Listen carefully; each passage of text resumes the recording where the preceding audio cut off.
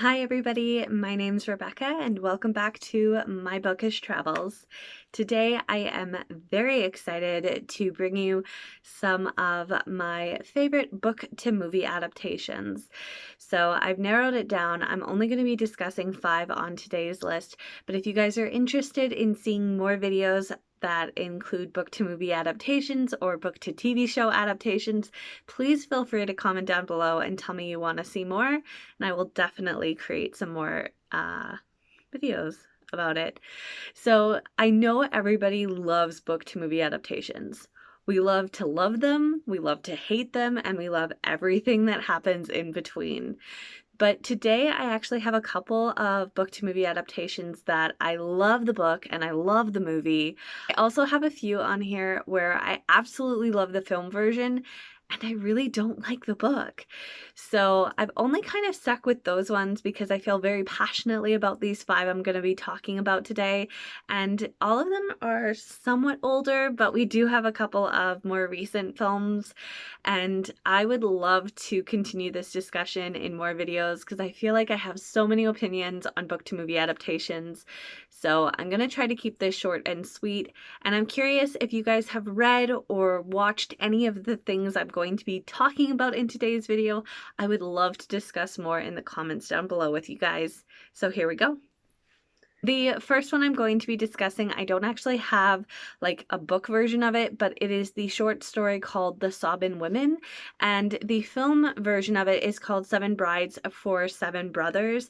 This is an older musical rom-com, and I absolutely love it. But unfortunately, the short story, I cannot tell you how much I detested it. If you've read it, then what are your thoughts? If you haven't, just spare yourself the trouble, and I wouldn't recommend reading it. It was actually a little bit painful to read through, but this ends up taking that premise of the story and makes it really fun and enjoyable. And I love the fact that this is just such a light, fun watch. Even though it is a longer film because of the time it was produced in, it is one that I have watched countless times and I cannot recommend it enough to people. The next one that I want to discuss is Austinland, and I ended up watching the movie before I read the book, which I know it's not always something I want to be doing, but I really wanted to get my hands on this beautiful edition of it, and it took too long to come in, so I ended up watching the film version first, and I actually am on the fence on, does it really matter if you read the book first or if you watch the movie first for this one, because it's just such a vibe all its own, and it complements the book and complements the movie really well. So I don't think it really much matters if you've watched it first or watched it first. This one is just, no matter how you want to take it in first, I would recommend do it because it's so funny. And if you love Jane Austen, guys, you need this in your life. Well, the next 2 I'm going to discuss, the books are actually by the same author, and the films are actually both produced by Warner Brothers. And I'm gonna just go back to back with them because they both are so well done. So first I have The Secret Garden, and I love this film version. I know they remade it last year. I haven't watched that version yet. I watched the trailer and I was not sold on the direction they were going. But again, going to give the benefit of the doubt, and I will watch the film at some point. But this one right here, I highly recommend if you have not watched it. This one got produced in 1993, and it is by far my favorite. With these 2 films that Warner Brothers did, I'm going to talk about the other one in a second. I swear that they've taken, whoever wrote it was like, let's just take the book, create a document with it in there, and we're just going to start copying and pasting where we need to change a few things here or there, but it doesn't lose the beauty of the book. And again, with both of these movies, I'm going to be discussing the cinematography, the acting, the music, the actual directing, and just the overall feeling of the film is so much the book that I can't see another version being better than this. And obviously, if you don't know which one I'm talking about by the same author, it's A Little Princess, and it's this specific version. Again, so many things are similar for my feelings of The Secret Garden with A Little Princess. This one came out in, what year did this come out? I should know this. I don't need to read the warnings. 1995. So this came out 2 years later. I think Warner Brothers was like, we had so much success with The Secret Garden, we're going to do the next book by this author and produce that. So well done. And if you guys have not seen either of these versions that I just talked about, 100% make it your next movie night. Watch these versions. You're going to probably have similar feelings to me, but again, if you have different feelings, 100% put it in the comments. Tell me what you didn't like. Tell me what you did like.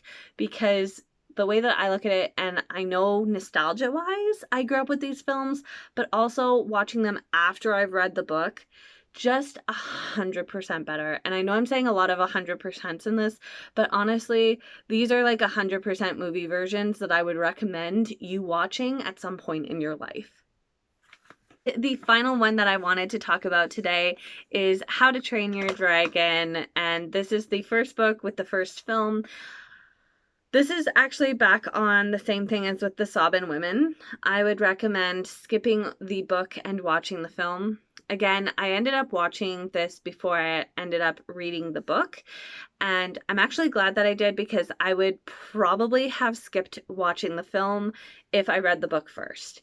I didn't find it humorous. I just didn't connect with the writing or the direction the author was trying to go in.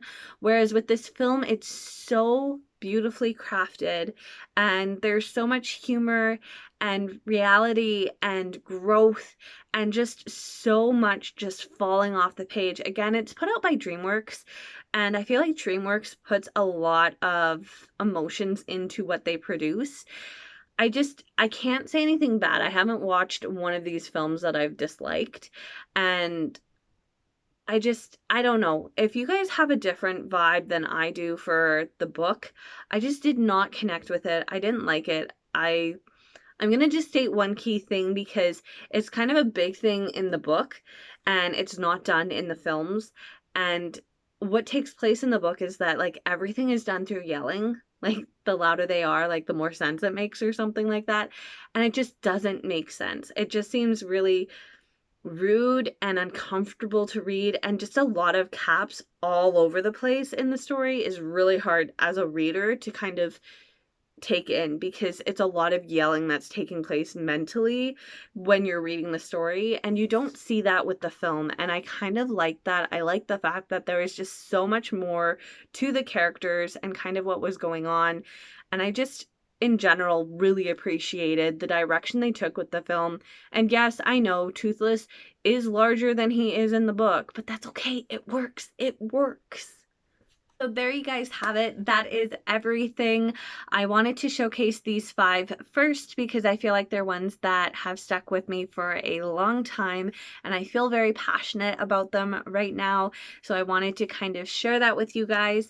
If you have similar feelings to me or you have a different opinion, definitely comment down below. I would love to continue discussing further with you guys.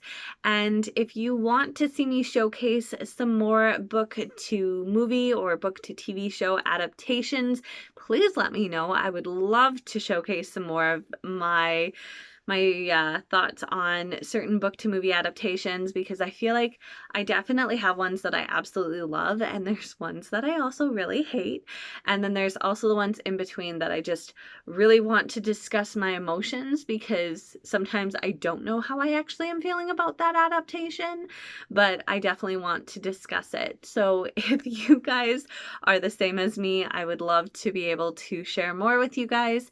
And if you have a book to movie recommendation, I can let you know if I've watched it before, or it may be a new one that I did not know existed. So I will see you guys in my next video. Until then, stay safe, stay well, and I will see you next time. Bye!